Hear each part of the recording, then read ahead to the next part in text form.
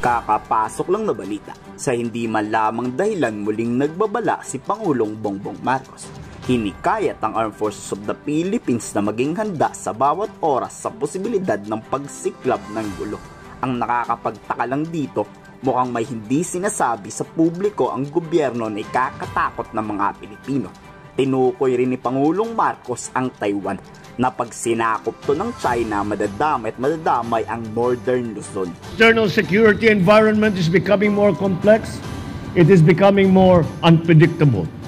That is why the Army must always be fully prepared and capable for any contingencies, especially considering you are the country's last line of defense. Our armed forces must be capable of securing and defending the archipelago from emerging threats. Paanong hindi maaalerto si PBBM sa pang-anim na araw na raid sa Porac, Pampanga? Ilang uniforme ng People's Liberation Army China ang nakita sa Pogo Hub. Pati Air Force uniform nakita rin. Ang nakakatakot dito, authentic at totoong uniforme to ng Chinese Army. Pero patuloy pa rin niyang biniberipika kung totoo ba talaga ang mga uniform na ito. Dahil pag totoo, maaaring nasa Pilipinas na ang ilang sundalo ng China. Well, it's too early to say to whom this particular uniforms belong. Yeah. But then again, we're not jumping into conclusion at this point. But we've been taking a look at the military uniforms that we were able to find in the compound, and so far they appears to be genuine. Okay. But then again, I would ask our military counterparts to be able to talk to their counterparts as well as to the authenticity of these documents. As of this time, we remain neutral as to the source. Mayor ng Porac, Pampanga nagsalita na rin.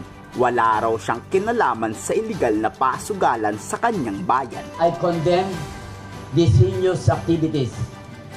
Hindi po natin papayagan sa ating bayan habang ako po ay mayor na mawala ang na magamit ang ating bayan sa mga hindi tamang gawain. Ano napansin nyo kay Mayor? Uutal-utal, diba? Hindi sigurado sa kanyang sasabihin. Hindi rin makatingin ng derecho sa kanyang mga kababayang nasasakupan.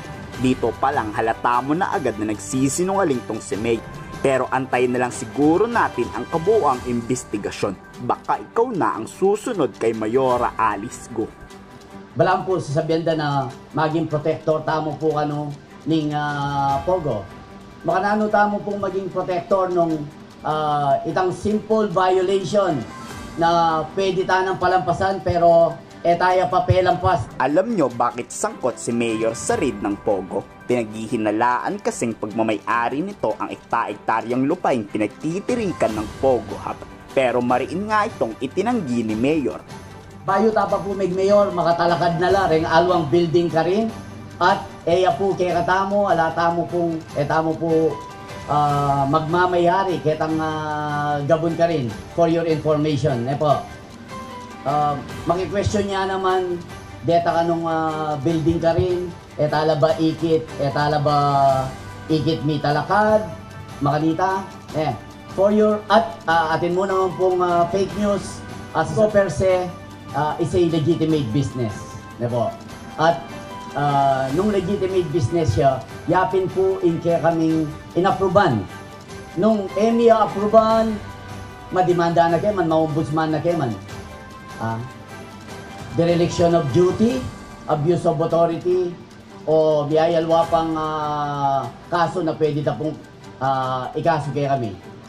Basta Pogo, may pera dyan. May perang natatanggap ang Mayor dyan. Kayo, sa tingin nyo, nagsasabi kaya ng totoo si Mayor o nagsisinungaling? I-komenta sa baba ng salobin.